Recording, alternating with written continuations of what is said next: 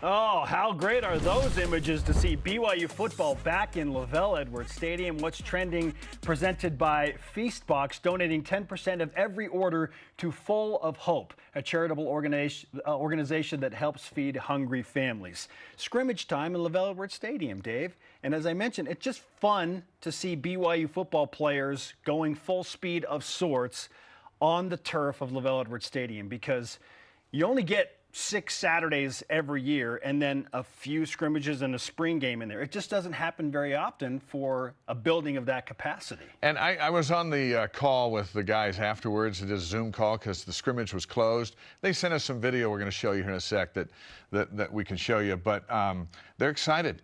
And my question to them was, hey, 21 days from tonight, as they were in the stadium Saturday, empty, it's going to be full, and they're going to be right back out there.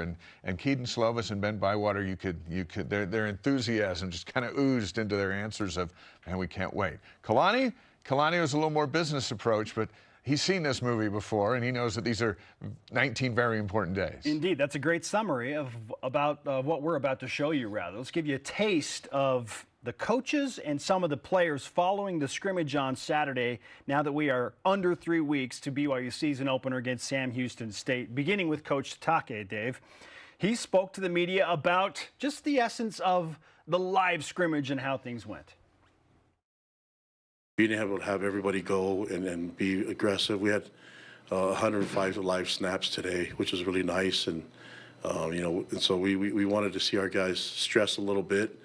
But we wanted to put our guys in different situations too, and so I thought we got a lot done in that time. All right. How much can you realistically accomplish in a scrimmage? Because I know that fans have their ideas of, okay, well, are they ready to play a game right now? No, but truth be told, BYU's not ready to play a game right now, but who across the country is ready to play a game right now? That's why they're doing these things. So they had the headsets on, they had referees, we have a certain number of seconds to get the play in. There were guys coming and going, which had never really came and gone. The freshmen had never even been out the stadium for the most part. And so you had to work through all of the game management type stuff, in addition to the hitting and the tackling and the catching and the running. So I think that for the first one of the fall, that was valuable in the stadium. And we'll hear Keaton in a moment. He talked about it. It's just important to be in the stadium where we're going to play and get used to playing catch with the bleachers and this and that. And the dynamics are different. Yeah. So and for Jay Hill, the defensive coordinator, there's a lot of pressure on him, obviously, because Keaton Slovis has a track record of 34 P5 starts, and people have a pretty good idea of that. Aiden Robbins has a pretty good track record of running. They have a good idea of that. The defense has the track record of needing to get much better. So here comes Jay Hill. You're going to fix all that, right? And right away.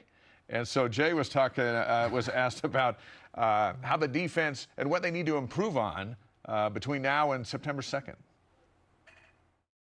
The ability to just start fast is a critical part of college football. You don't have 3 or 4 drives to get settled in.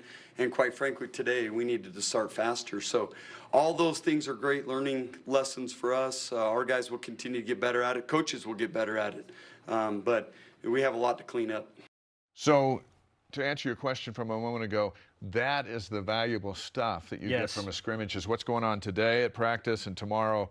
Okay, guys, we were out there and we didn't do this very good, or well, you took too long to get in from the sideline, all those kind of things. Okay, so starting fast, maybe top priority for BYU football's defense after scrimmage number 1. Again, it's just like there are a few more scrimmages to go, but it is good to get these things on paper, get them on film, to be able to clean them up. Obviously, you want to run as clean and as proper and as perfect a scrimmage as you possibly can, but it kind of feels like you have to go through this to truly be able to get ready for game number 1. And the defense has, in large part, had the offense's number through much of fall camp.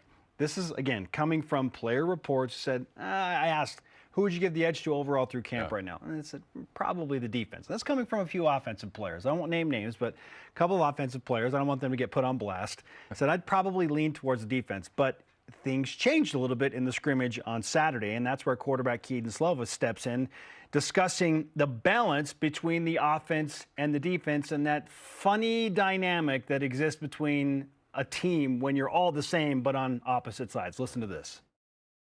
Defense got stops when they wanted to, and we scored sometimes too. So I thought it was pretty balanced. It's kind of awesome, like after practice when they defense comes up to you and say, man, it's hard to play against you guys. And same thing for us. I'll go up to a guy have to make a play or, groups of guys and telling them how tough it is to go against them in practice. I feel like we're getting each other better every day, and it's kind of what you want. This feels like a political response, Dave, because he's a great young man. Speaks well. He's never going to berate any side of the ball or any one of his teammates. But you're about to set up a bite from Ben Bywater where Ben is a defender, and he kind of talks about how maybe there wasn't as much balance between the offense and defense. Yeah, let's listen to Ben, and then we'll tackle both at the same time. Here's what Bywater had to say. I would honestly give it to the offense today. I think the defense, we had some tough stretches down there, and the offense was playing well. The offense played really, really well. I thought Coach A-Rod's play calling was top tier today. They just looked really crisp. They looked great. So it's exciting for me. Obviously, being on the defensive side of the ball, you want to go compete and win. But, at the end of the day, it's a win-win in this situation. It's hard in a scrimmage to come out with a winner and a loser because everyone knows the plays.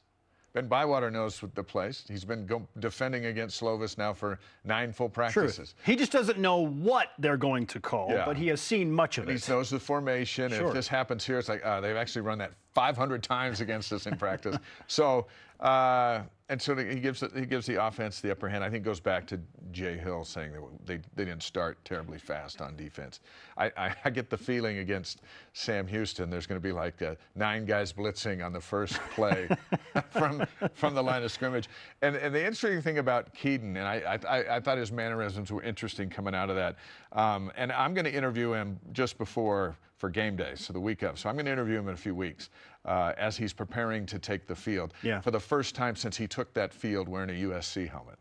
How about just that? Think of that journey that he's been on and the emotions. And that's one thing he said to me when I asked him Saturday was just being out on the field and throwing it around where that game's going to play. He goes, we want to play really well on this field.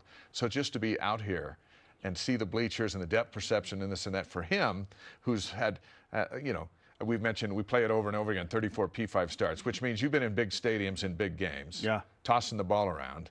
And now he's getting accustomed to BYU and doing that. So Saturday was huge for him. And for Bywater, the big thing for Bywater is he's healthy.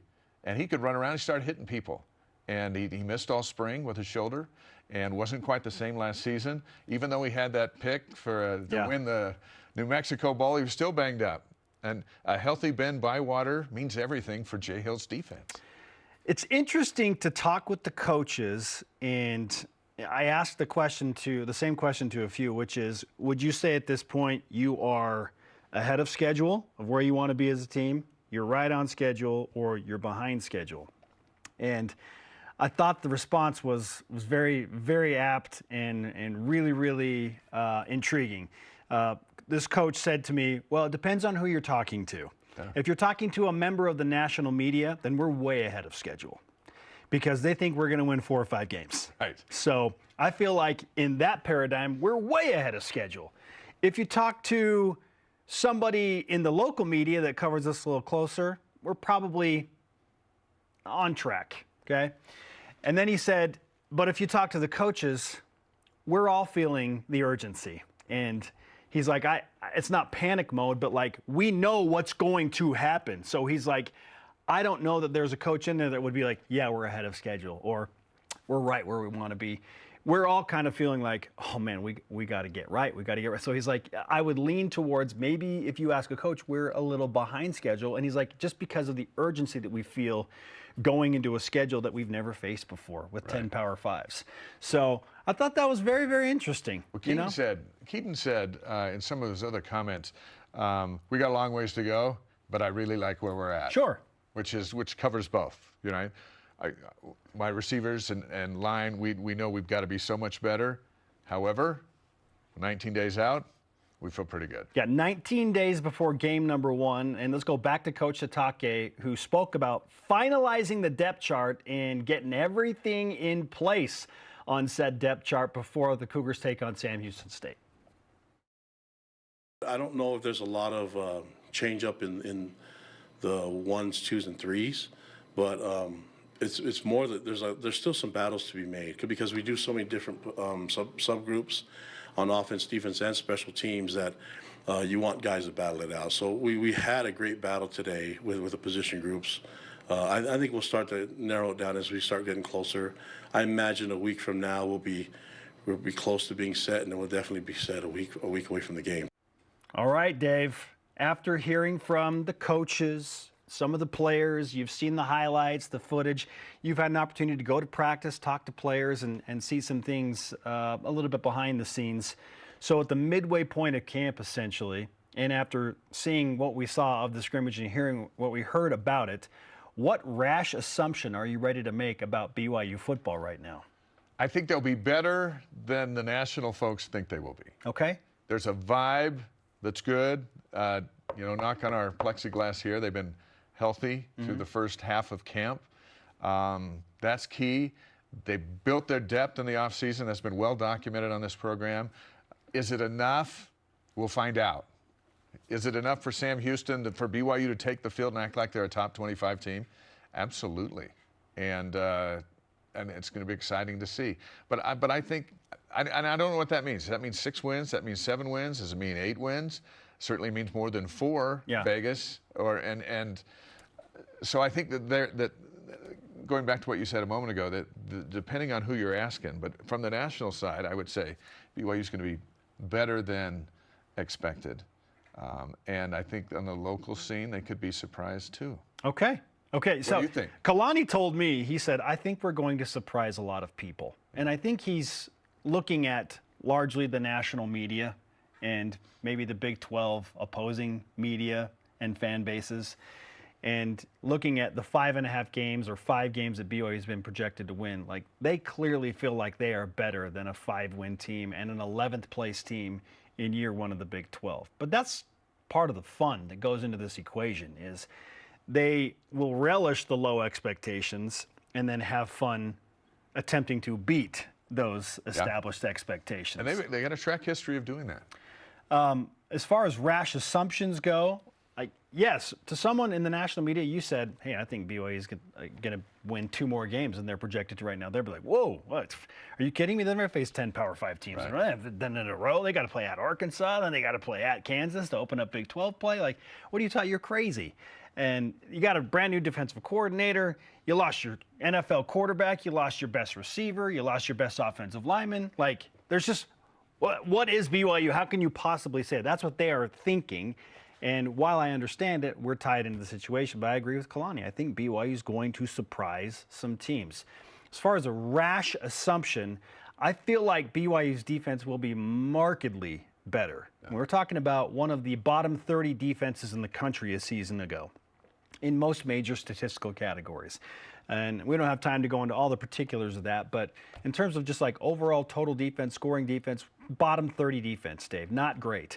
I feel like BYU will be middle of the pack. That's a huge jump. It's huge. That's 3 wins. Yes. And I was going to say 2. It's probably, it wins you at least 2 more games. Right. Like if you have a middle of the pack defense on last year's team with last year's schedule, BYU's 10-3 instead of 8-5. At least. Okay? Yeah. So that's my rash assumptions. I feel like BYU's defense will be 40 spots better in any national parameter you want to look at this year. I'm ready to make that assumption after 2 weeks of camp and hear it from Jay Hill. And Cougar Nation has got their own rash assumptions. Yes, we want to hear some today. Our question of the day.